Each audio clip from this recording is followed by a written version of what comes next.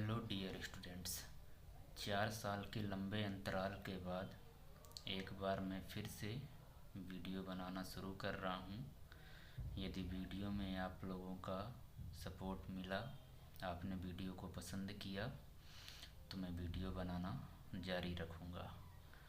आज का हमारा टॉपिक है चेंज इनटू निगेटिव। आज हमने लिया है चेंज इनटू निगेटिव के स्पेशल सेंटेंस हम कुछ देखेंगे। हमारा टॉपिक है चेंज इनटू निगेटिव। 9वीं से लेकर 12वीं तक सभी कक्षाओं में चेंज इनटू निगेटिव के सेंटेंस आते हैं, जिसमें कुछ विशेष प्रकार के वाक्य होते हैं। जैसा कि पहला वाक्य हमने लिया है आई डू इट। नॉर्मली किसी स्टूडेंट से पूछा जाए कि बेटा बताओ आई डू इट का निगेटिव क्या होगा, जिसे टेंस के बारे में नॉलेज नहीं होता है, वो बताएगा sir I do not it. बस उसने नॉट लगा दिया, उसको लगता है कि उसका सेंटेंस सही हो गया, लेकिन ऐसा नहीं होता है। आई डू इट, आई यानी मैं, डू यहाँ आपका मेन वर्ब हो गया। डू यानी होता है करना, इट यानी इसे मैं इसे कर सकता हूँ या मैं यह कर सकता हूँ। तो इसका निगेटिव ये आपका आई बहुवचन करता है। बहुवचन कर्ता के साथ में ये मेन वर्ब आपका हो गया डू। डू यानी करना, मेन वर्ब में यस या यस नहीं लगा हुआ है। सिंपल प्रेजेंट में क्रिया में यस या यस लगता है, लेकिन इसमें बहुवचन कर्ता होने की वजह से यस या यस नहीं लगा है, और ये आपका ऑब्जेक्ट हो गया। तो हम देख रहे हैं पहले वाक्य में डू दिया हुआ है, दूसरे वाक्य में डज दिया हुआ है, तीसरे वाक्य में डिड दिया हुआ है। तो ऐसे कुछ विशेष वाक्य, जैसे चौथे वाक्य को हम ले लें। चौथा वाक्य हमारा है सी did her homework.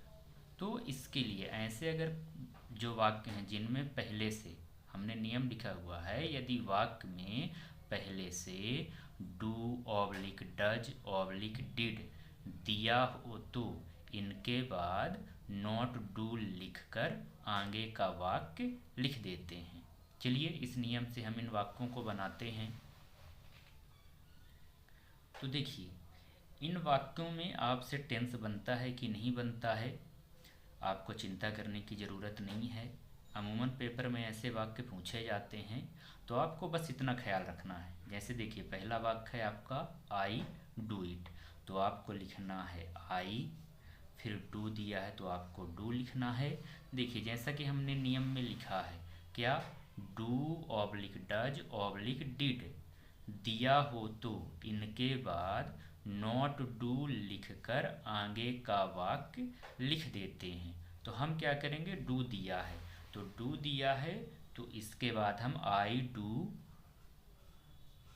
Not do it ये हमने लिख दिया, और ये सेंटेंस हमारा बन गया। हुआ क्या, निगेटिव बनाते समय आई हमारा सब्जेक्ट हो गया, डू हमारा हेल्पिंग वर्ब हो गया, फिर नॉट हो गया, फिर मेन वर्ब आपका ये डू जो है आपका ये मेन वर्ब डू हो गया, और ऑब्जेक्ट इट हो गया। तो आपको टेंस समझ में आता है कि नहीं आता, आपको चिंता करने की ज़रूरत नहीं है। बस इतना ख्याल रखना है कि डू डज डिड ये आपको दिख रहा है, तो आपको उनके बाद नॉट डू लिख देना है। सेकंड आपका वाक्य है ही डज हिज ड्यूटी, इसको भी हम बनाएंगे ही डज, डज आ गया तो इसके बाद हम लिखेंगे not do his duty.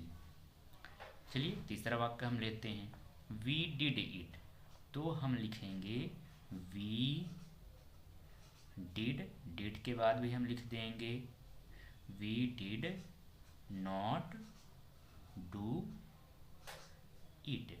Did आया तो भी आपको नॉट डू लिखना है, डज आए तो भी आपको निगेटिव बनाते समय नॉट डू लिखना है, डू दिया रहे तो भी आपको निगेटिव बनाते समय नॉट डू लिखना है। चौथा वाक्य हम लेते हैं सी डिड हर होमवर्क, इसमें भी हम करेंगे see did not do her homework. तो देखिए ये चारों वाक्य हमारे बनकर तैयार हैं। पहला वाक्य आई डू इट था, तो हमने उसको बनाया I do not do it, do के बाद हमने नॉट डू लगाया। फिर दूसरा था ही डज हिज ड्यूटी, इसमें भी हमने ही डज, डज के बाद हमने नॉट डू लगाया। तीसरा वाक्य हमारा था वी डिड इट, तो तीसरे वाले वाक्य में भी हमने वी लिख दिया, डिड लिख दिया, डिड के बाद हमने नॉट डू लिख दिया। चौथा वाक्य सी डिड हर होमवर्क, तो इसमें भी हमने क्या किया, सी डिड, डिड के बाद हमने नॉट डू लिख करके आगे जो सेंटेंस में दिया था वही हमने लिख दिया। इस प्रकार से चारों वाक्य हमारे बनकर तैयार हैं। बस आपको इतना ख्याल रखना है, बस ये नियम याद रखना है आपको, यदि वाक्य में पहले से do oblique does oblique did दिया हो तो इनके बाद नॉट डू लिखकर आगे का वाक्य लिख देते हैं। बस इतना आपको नियम याद रखना है। उम्मीद करते हैं आपको चारों सेंटेंस अच्छे से समझ आए होंगे। यदि आपको वीडियो पसंद आई हो तो वीडियो को लाइक करें, शेयर करें, चैनल को सब्सक्राइब करें। धन्यवाद।